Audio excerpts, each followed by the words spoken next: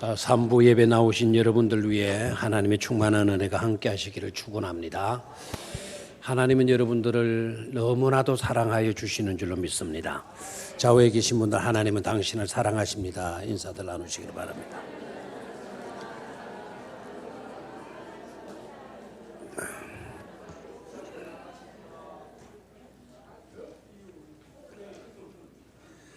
여러분들 안델센의 동화 가운데 썩은 사과라고 하는 동화를 잘 아시리라고 생각을 해요.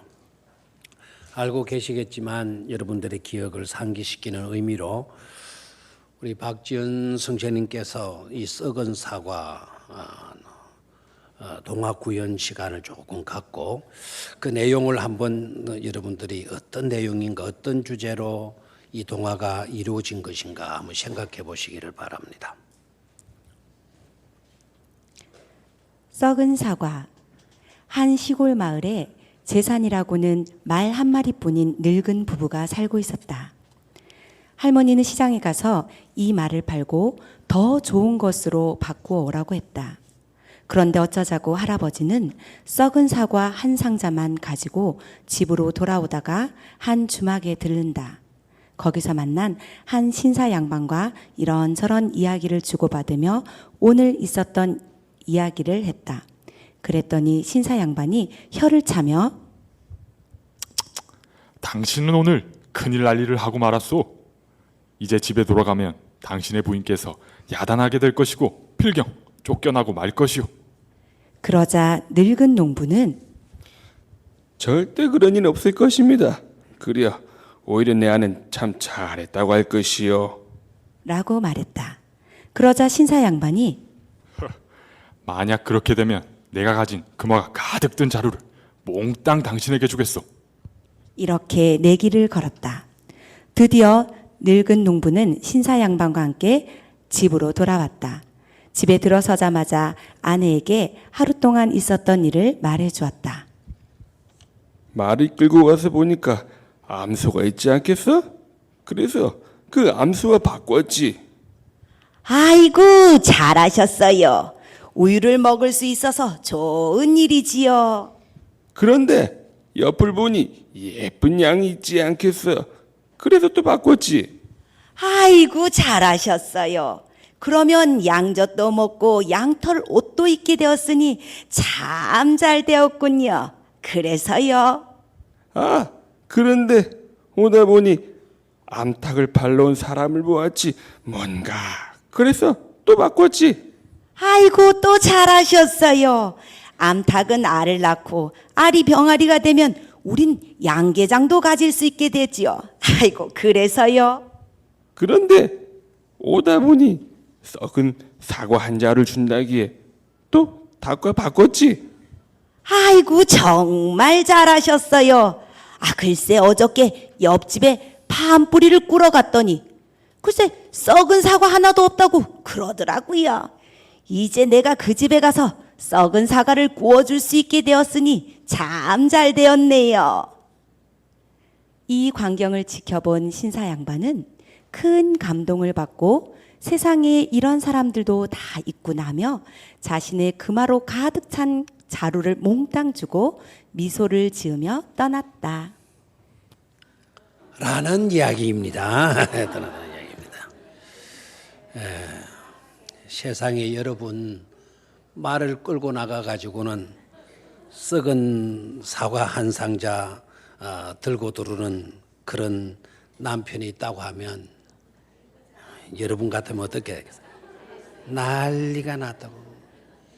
이놈의 영감태기 말에 이 정신이 있냐 없냐, 이 얼간이 같다고, 바보 같다고 아마 온갖 잔소리, 온갖 구박, 온갖 타박을 다 했으리라 생각을 해요. 근데 이 할머니 어떻습니까? 이래도 잘했고 저래도 잘했고 썩은 그 사과 한 상자 딸랑 들고 들어오는 그 할아버지 보고도 참 잘했다고. 참 이게 모든 게 뭡니까? 인정해주고 믿어주고 따라주고 높여주고 칭찬하고. 우리나라 그 노래 중에도 잘했군, 잘했어. 그래서 내 마누라라지 뭐. 그런 노래도 있는데 어떻습니까? 이 할머니, 이 할아버지 어리석음이었나요? 지혜로움이었나요? 그걸 지혜로워요? 말 한 마리 끌고 나가지고는 썩은 사과 한 상자 갖고 들어오는데, 근데 썩은 사과 한 상자 갖고 들어온 게 아니고 금화가 들어있는 자루가 들어온 거 아닙니까? 말 한 마리 끌고 나갔다가 그 말을 수백 마리도 살 수 있는 금화 자루를 받게 되었으니까 지혜로운 일이라 말할 수가 있겠죠. 이런 일이. 그럼 어떻습니까? 이 동화에서 안델세니가 말하고자 한 건 뭐겠습니까? 믿어주는 것만큼 아름다운 것은 없다.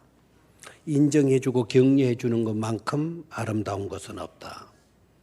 못했다고 타박하고 구박하고 무시하고 멸시하는 것보다 오히려 잘했다고 인정해주고 수용하는 그것 자체가 복이고 아름다운 것이 아니겠는가 라는 것을 우리에게 말해주고 있다고 봅니다. 여러분, 믿는다라는 것은, 믿어준다라는 것은 너무나도 중요한 소중한 자산이 되어지는 줄로 믿습니까? 믿어주는 사회, 믿어주는 가정, 믿어주는 회사 알고 보면 그 현장이 바로 아름다운 현장이 되어지는 거죠. 공동체의 기본적인 요소도 다른 데 있잖아요. 공동체의 기본적인 요소도 역시 신뢰감에 있어요. 문제는 다른 데 있지 않습니다. 문제는 곧 신뢰감을 잃어버리게 될 때, 그것이 부족하게 될 때, 거기에서 문제가 비롯될 수가 있는 거죠. 부족해도 잘못했어도 실패했어도 근본 믿음을 잃지 않으면 반드시 일어설 수가 있어요. 회복될 수가 있어요. 미국의 후쿠야마 교수라고 하는 분이 몇 년 전만 해도 이 책이 베스트셀러였어요. 기업하는 사람들, 또 리더가 되고자 하는 사람들의 필수 과목이 되고 필독서가 되어지는 그런 책이 있어요. 그게 트러스트라고 하는 책인데 이름은 후쿠야마이지만 이 사람은 미국 사람입니다. 귀화한 미국 사람으로 귀화한 일본인이 되겠습니다. 그 트러스트라고 하는 책이 제법 두꺼워요. 또 책값도 굉장히 비싸고 그 책의 핵심적인 내용은 바로 뭔가 하니까 사람은 돈이 없다, 기술이 없다, 인물이 없다, 인재가 없다. 이와 같이 여러 말들을 하는데 중요한 문제는 그런 것이 있지 않다. 정말 중요한 심각한 문제는 신뢰감 부족이다. 신뢰감이 부족하는 것이다. 믿어주는 것이 부족한 것이다. 그래서 가장 큰 자본은 다른 데 있지 않다. 가장 큰 자본은 곧 신뢰다라고 하는 말을 했어요. 그래서 이 말 때문에 이 책이 베스트셀러가 된 겁니다. 여러분, 오늘 본문 속에서 모세가 하나님께 토로하고 있는 내용의 핵심 내용이 뭡니까? 무엇을 토로하고 있습니까? 누가 나를 믿어주겠느냐? 누가 나 같은 사람을 믿어주겠느냐? 실패자인 나, 늙은이인 나, 지금 현실적으로 보게 되면 양이나 몰고 다닐 수밖에 없는 초라한 나, 목동이 지나지 않은 나, 나를 누가 믿어주겠느냐? 내가 이런 말 저런 말 한다고 해도 누가 내 말을 귀 기울여 듣겠느냐? 실패자의 말을, 초라한 자의 말을, 그리고 목동의 말을, 그리고 늙을 대로 늙어진 늙은이의 말을 누가 귀 기울여 듣겠습니까? 라는 질문을 던지게 돼요. 모세는 어떻게 보면은요, 애굽에서 최고의 학문을 터득한 사람답게 애굽의 최고의 문화를 또 최상의 방법으로, 왕자였으니까 최상의 방법으로 공부한 사람답게 모세가 잘하는 거, 질문을 잘하는 사람이었던 것 같습니다. 우리는 학교에 아이들이 갔다 오면은 질문하기를 너 학교에서 뭘 배웠나? 뭘 배웠는지를 주로 질문을 해요. 그런데 유대 사회에서는 또 유대 사회의 영향을 받은 선지국들은 부모들은 이렇게 한대요. 학교를 갔다 오면 얘 너 학교 가서 뭘 배웠어? 뭘 배웠어? 그걸 묻는 것이 아니라 너 학교에 가서 오늘은 성신님에게 무엇을 질문했니? 무엇을 질문해? 무엇을 질문했느냐라는 것을 중요시 여긴대요. 사실 가만히 생각해 보면 배우는 것도 중요하지만 질문하는 것도 굉장히 중요해요. 질문을 한다라는 것은 아는 게 있다라는 거예요. 공부를 했다라는 거예요. 공부를 하다 보니까 모르는 것이 있고 또 모르는 것이 있다 보니까 묻게 되어진다라는 거죠. 그런데 모세는 이미 그 시대 때 잘 배웠겠지만 무엇보다도 질문을 잘하는 그런 사람으로 성장했던 것 같습니다.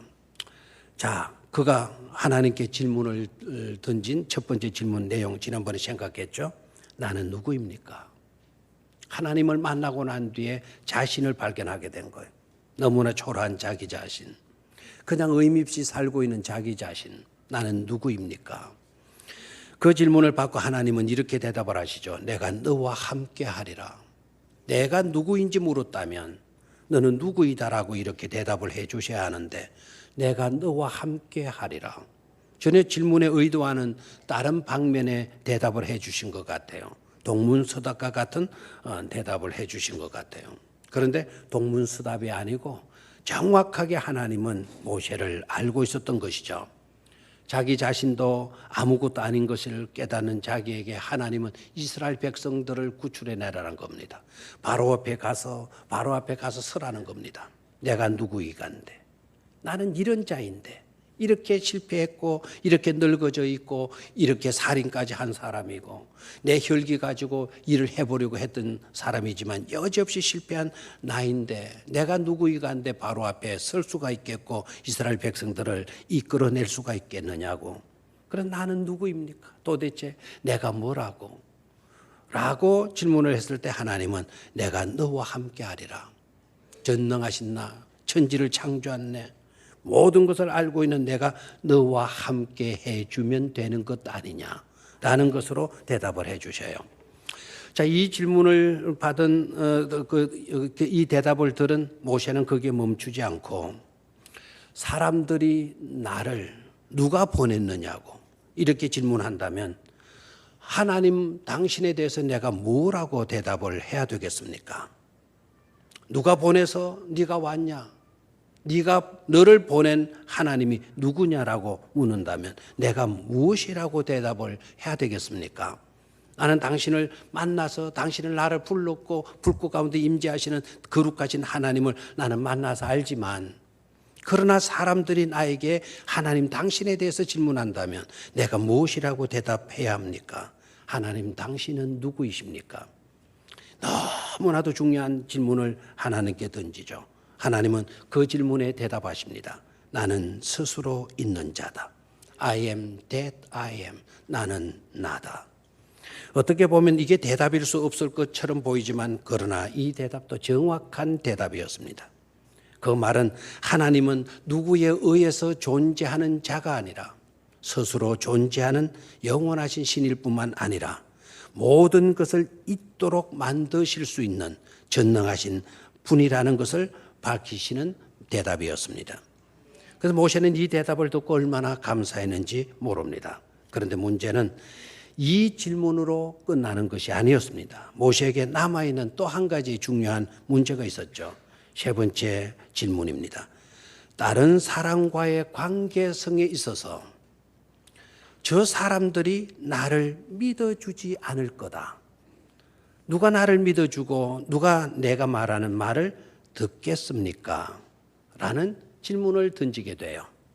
이것도 어떻게 보면 모세에게 있어서 불안적 요소가 아닐 수가 없었던 것이죠. 여러분, 지도력은요, 상호적 신뢰관계성 속에서 발휘될 수 있는 거예요.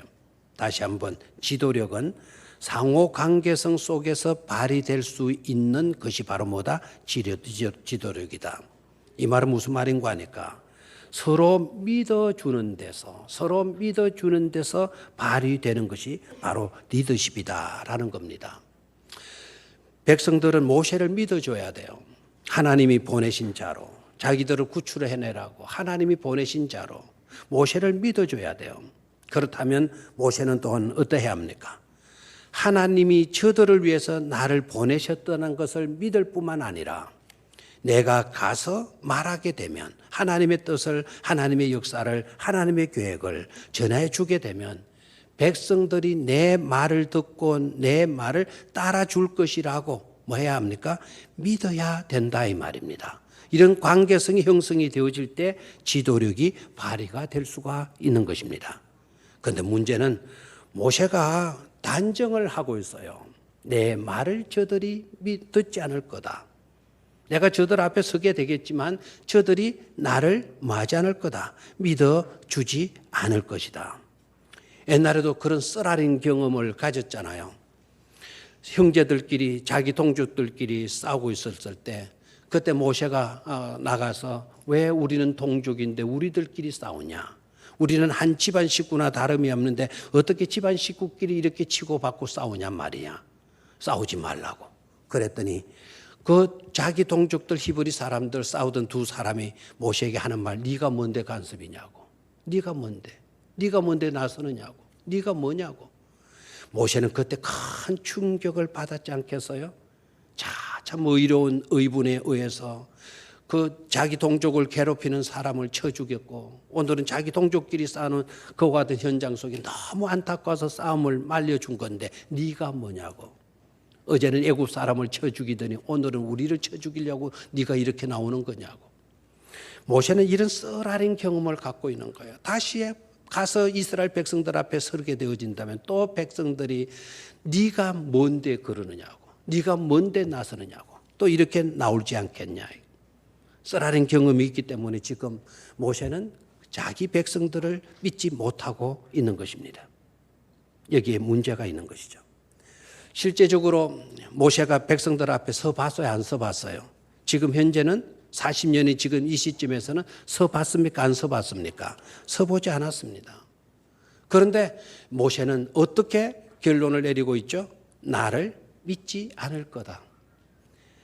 내 말을 듣지 않을 것이다. 지레 짐작을 하고 결론을 내리고 있다 이 말입니다. 우리 한글 성경에서는 이게 잘 표현이 안 됐어요. 영어 성경으로 1절을 한번 우리 한글 우리 성경으로 한번 1절을 같이 한번 읽도록 하겠어요. 시작. 모세가 대답하여 이르되 그러나 그들이 나를 믿지 아니하며 내 말을 듣지 아니하고 이르기를 여호와께서 네게 나타나지 아니하셨다 하리이다. 우리 성경은 이렇게 되어져 있어요. 그런데 영어 성경으로 보게 되면은 모세가 대답을 했어요. 모세가 뭐라고 대답을 하느냐면 그들이 나를 믿지 않는다면 여기에서 중요한 게 우리 한글 성경에는 중요한 요걸 뺐다. if라고 하는 가정을 말하는 접속 부사 이거를 빼버렸단 말이에요. What if they do not believe me or listen to me and say 나를 믿지 않을 거다. 믿지 않는다면 if they do not believe me 나를 믿지 않는다면 or listen to me 내 말을 듣지 않는다면 어떻게 하겠느냐? What? 어떻게 하겠냐? 어떻게 해야 되는 것입니까? 가정법을 쓰고 있다라는 거예요. 가정법을. 지레 짐작하고 있는 것이 일어나지도 않은 일을 대래 상상해가지고 짐작해가지고 결론을 내려놓고 있다라는 것입니다. 왜 모세는 이렇게 짐작하고 안 될 거라고 안 믿을 거라고 안 들어줄 거라고 이렇게 단정을 해버렸을까요? 자기가 자기를 봐도 한심한 거예요. 누구 하나 믿을 줄 만한 어떤 그와 같은 건덕지가 없는 겁니다. 실패했나? 40년이 지난 지금 이 시점에는 나는 여지없이 늙어져 있어요. 그리고 목동에 지나잖아요. 초라한 가진 것도 아무것도 없는 마른 막대기 하나 지팡이 하나 들고 있는 그런 입장밖에 안 되는데 누가 나를 믿어주겠느냐. 자기 자신도 못 믿겠는데 어떻게 남들이 나를 믿을 수 있겠느냐. 그래서 하나님은 무엇이 문제인지를 정확하게 아시고 모세에게 확신을 가질 수 있도록 3가지 표적을 행해 주시는 것을 보게 돼요. 저는 이 점에 있어서 너무나 감사하고 너무나 감격하지 않을 수가 없다라는 것을 깨닫게 되었습니다. 너무 자상하게 내게 있어서 문제를 정확하게 아시고 내 자신을 믿지 못하는 그 뼈아픈 서글픈 현실을 우리 주님께서는 직시하시고 모세에게 확신을 심어주기 위해서 표적을 3가지나 행해 주셔요. 이것은 모세에게만 해당되는 것이 아니지 않겠느냐. 부족한 저에게도 여러분들에게도 해당 사항으로 역사하게 되어질 줄로 믿습니다. 자, 그러면 그 3가지 표징을 우리 하나님께서 행하여 주시는데 목적은 모세로 하여금 확신을 가질 수 있도록, 그리고 이스라엘 백성들로 하여금 모세를 신뢰할 수 있도록 하나님께서 하나님의 방법으로 하나님이 주관하셔서 하나님이 그 일을 이루어 가시는 것을 보게 돼요.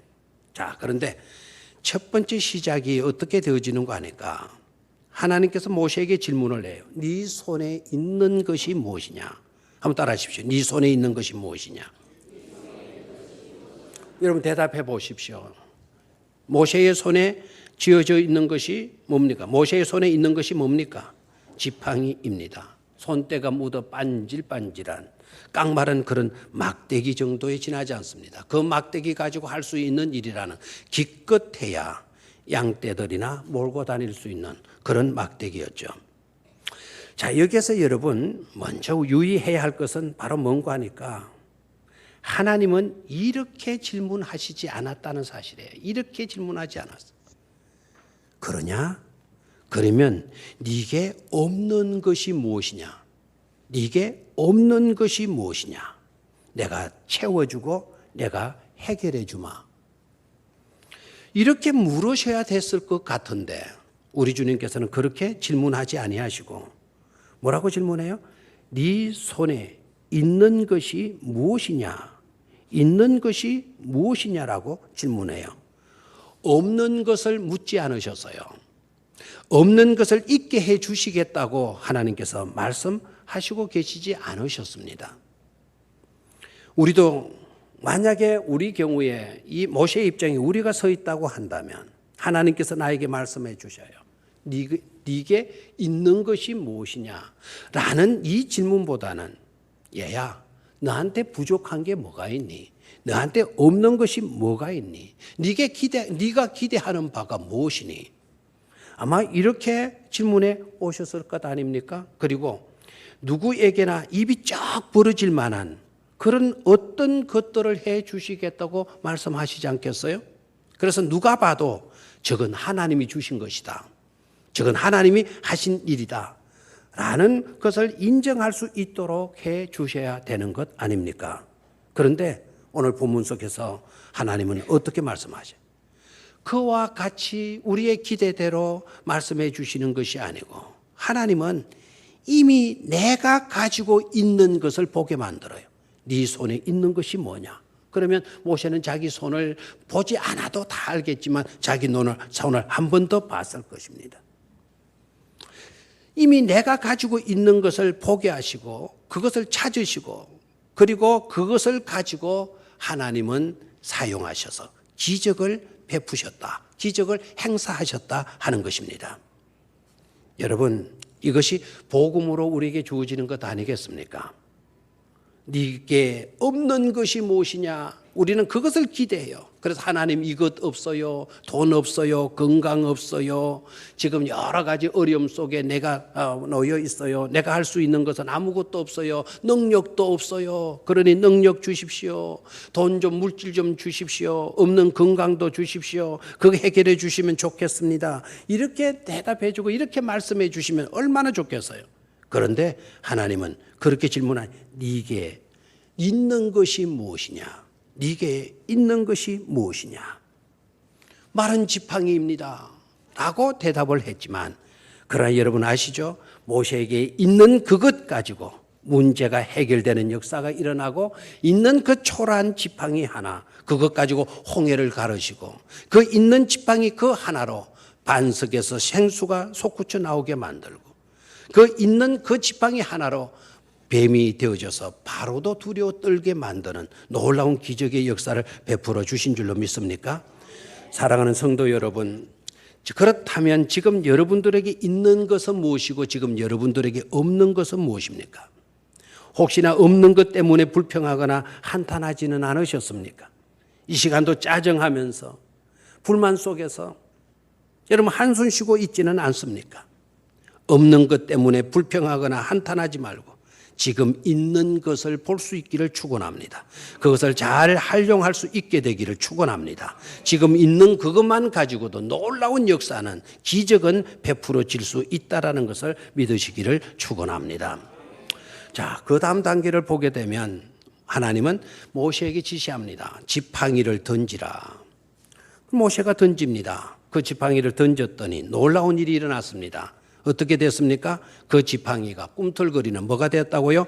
뱀이 되었습니다. 그리고 하나님께서 모세에게 뱀의 꼬리를 잡으라고 명령을 하십니다. 여러분, 꼬리를 잡으면 어떻게 될까요? 상식적으로 여러분 뱀 잡아보셨습니까? 잡아보면 손 들지 마시고 안 잡아보면 한번 손 들어. 뱀 잡아보시면 뱀 잡을 때 주로 어떻게 잡죠? 대가리를 밟거나 막대기로 대가리를 누르고 그 뱀을 집어서 자루에 집어넣지 않습니까? 뱀을 잡을 때 꼬랑대기 잡고 잡으려고 하는 사람은 이거는 물리게 되어져 있어. 그리고 독사 같은 거는 꼬리에도 침이 있어요. 꼬리에도 독이 있어요. 그런데 하나님은 뱀을 잡을 때 뱀이 되어져 있는 그 지팡이의 뱀인데 그걸 잡을 때 뭐를 잡아라 그래요? 머리 잡지 말고 꼬리를 잡아라. 그러면 백방 물리게 되는 겁니다. 하나님은 신이시니까 뱀이 어디에 독이 있고 뭐 그런 걸 모르셔서 그렇게 지시하셨을까요? 근데 놀랍게도 모세는 그 목동으로 지냈기 때문에 뱀도 수백 마리 잡아봤을 겁니다. 들판을 누비고 다니는데. 뱀을 잡을 때 꼬리를 잡아서 잡는 것이 아니라는 것을 알고 있었을 거예요. 그런데 하나님의 지시대로 꼬리를 잡아요. 그랬더니 어떻게 됐습니까? 원래의 지팡이로 되돌아갔습니다. 여기서 여러분 그 지팡이가 뱀이 됐냐 안 됐냐 거기에 너무 지나치게 매이지 마시기를 바라요. 지팡이를 던졌는데 왜 하필이면 뱀이었느냐 이 점에 여러분 관심을 모아야 돼요. 지팡이를 던졌더니 코끼리가 또 될 수 있잖아요. 지팡이를 던질 호랑이도 되게 할 수 있어요 없어요? 얼마든지 가능한 거예요. 지팡이가 질주가니까 뱀밖에 될 것 없어? 이렇게 되겠습니까?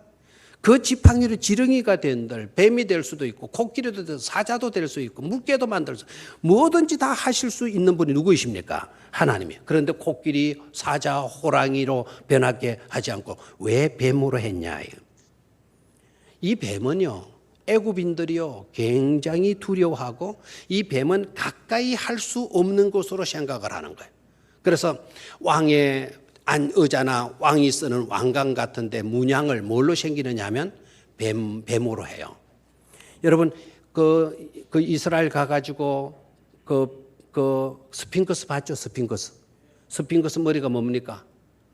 스핑크스 사람의 얼굴에 뭐 이상한 모자같이 이렇게 써가지고 여기에 축축축축 줄을 끊고 먹이는 거 봤죠? 그게 바로 뭡니까? 코브라 머리 아닙니까? 코브라 머리. 예? 머리 삼각형 거는 코브라 머리고 목이 이렇게 된 거는 코브라의 배돼지 비늘 배를 그거이잖아요. 신성시하는 겁니다. 그래서 애굽 사람들은 뱀을 숭상해요.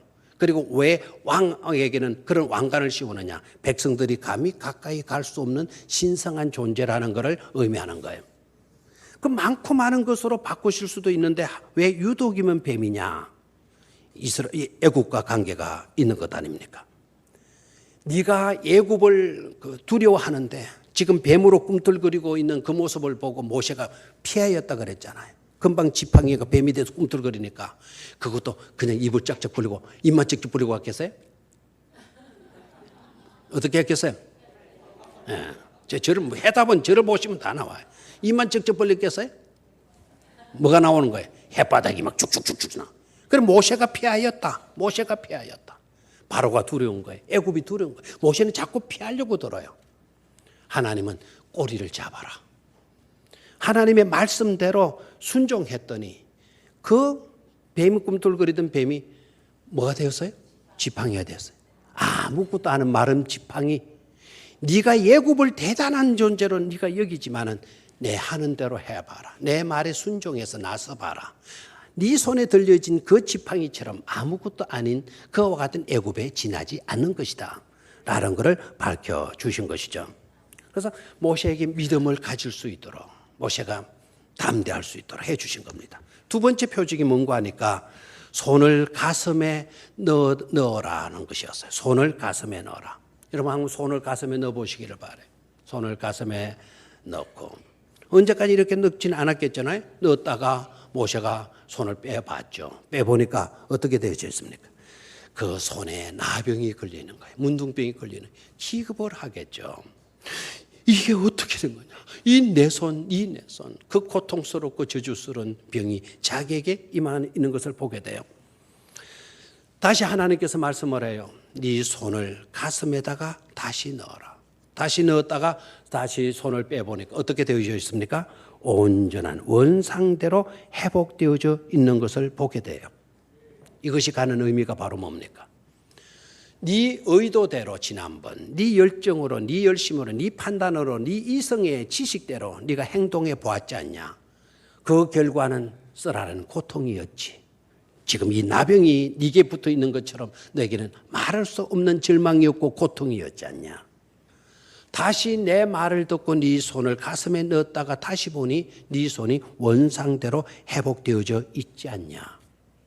이제 내 말대로 네가 순종해서 따른 일이 중요한 것이다. 그리고 중요한 것은 첫 번째 표징은 애굽 사람들이나 이스라엘 사람들이 믿지 못한다 할지라도 두 번째 표징을 보고서는 믿게 될 거다. 첫 번째 표징이 바로 뭡니까? 손을 넣었다가 빼보니 뭐가 되었어요? 문둥병이 되어져 있는 것을 보고는 사람들은 혹 믿지 않을 수가 있다라는 거예요. 왜냐하면 우리가 건강하게 살다가 보면 어느 날 문둥병이 걸릴 수도 있어요, 없어요? 있잖아요. 그런데 두 번째 표징을 보고서는 믿게 될 거다라고 하는 이 말은 문둥병이 되어진 내가 그것이 깨끗하게 고쳐졌다면 이것은 기적이거든요. 문둥병은 불치의 병이 아닙니까? 그런데 그 문둥병이 손 한번 가슴에 넣었다가 뺐는데 고쳐졌다. 아하, 이거는 하나님이 하신 것 맞다. 이렇게 믿게 되어질 것이라는 거를. 하나님은 모든 것에서 정확하게 아시고 계시는 것임을 볼 수가 있습니다. 이것은 이스라엘의 형편이 지금 어떻습니까?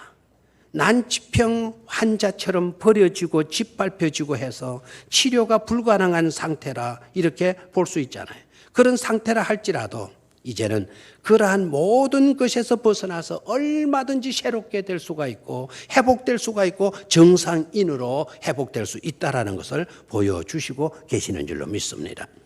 근데 여기서 또 우리가 놓치지 말아야 할 중요한 사실이 있어요. 그게 바로 뭔가 하니까 왜 또 그렇다면 가슴이냐 이거예요. 왜 가슴에다가 손을 넣었다 빼라고 하는 것입니까?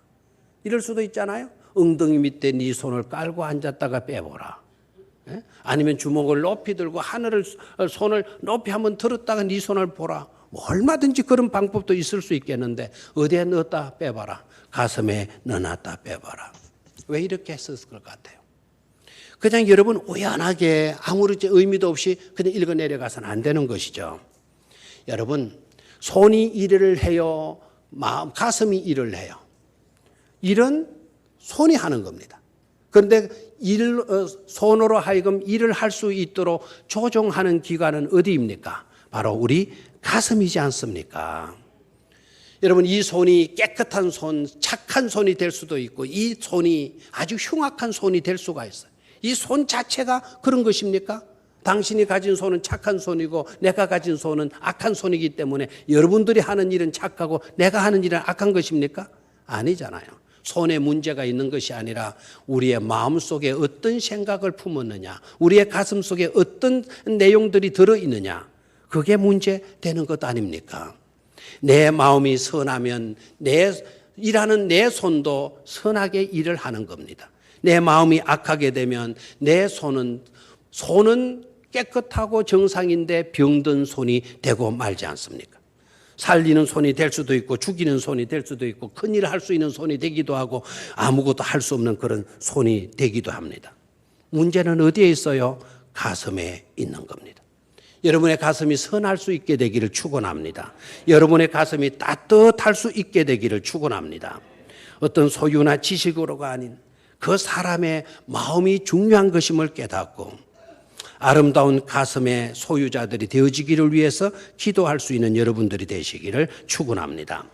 마지막 세 번째, 이것도 믿지 않거들랑 너는 나일강 물을 조금 떠다가 땅에다가 부어라 라고 이야기를 해요.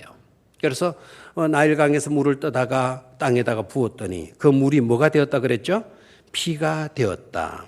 여러분, 피라는 것은 어떻습니까? 몸 속에 있을 때는 생명이지만 그 피가 바깥으로 흘러나오게 되면 죽음입니다. 따라서 강물이 육지에서 피가 된다라는 것은 생명과 죽음이 하나님의 손에 있음을 말하는 것입니다. 애굽 사람들, 그들이 생명과 같이 의지했던 것이 바로 뭐냐면 나일강이었어요. 그 나일강은 애굽 사람들에게서 생명의 젖줄로 그렇게 믿었어요. 그런데 생명의 젖줄인 그 나일강이 장차 죽음의 강이 될 것이다. 피의 강이 될 것이다. 라는 것으로 상징적으로 우리 주님은 나타내 보여주신 것이죠. 결국 이와 같은 표징들이 있게 되어지면서 모세 너도 믿음을 가져서 확신 있는 그런 지도자가 될 뿐만 아니라 이스라엘 백성들도 심지어 애굽 사람들까지도 결국에 가서는 하나님의 존재를, 하나님의 역사하심을, 하나님의 섭리를 믿게 될 것이라는 것입니다. 아멘입니까? 하나님은 그 작업을 해 가지고 있는 거예요. 마치도 어린이집 선생님처럼 하나씩 하나씩 하나님의 실존과 하나님의 역사하심을 입증해 주시고 있는 것을 깨닫게 되어집니다. 오늘은 서성의 주일이에요. 그렇다면 우리 이 내용 속에서 교사들의 사명을 우리는 발견할 수 있는 줄로 믿습니다. 오늘 우리들에게, 교사들에게 주어진 사명이 어떤 것일까요? 하나님께서 모세를 다루시듯이 우리도 어린 학생들을 다루어야 된다 이 말이에요. 하나님께서 저 이스라엘 사람들, 저 애굽 사람들을 다루셨던 것처럼 우리도 우리 아이들에게, 학생들에게 하나님을 보여주고 하나님을 이야기하고 하나님을 설명해 주는 교사가 되어야 될 줄로 믿습니다. 예수님의 이야기를 전해주고 복음을 가르치고 복음을 이야기해주고 하나님이 살아계신다라는 것을 나타내 보여주는 그런 교사 말입니다.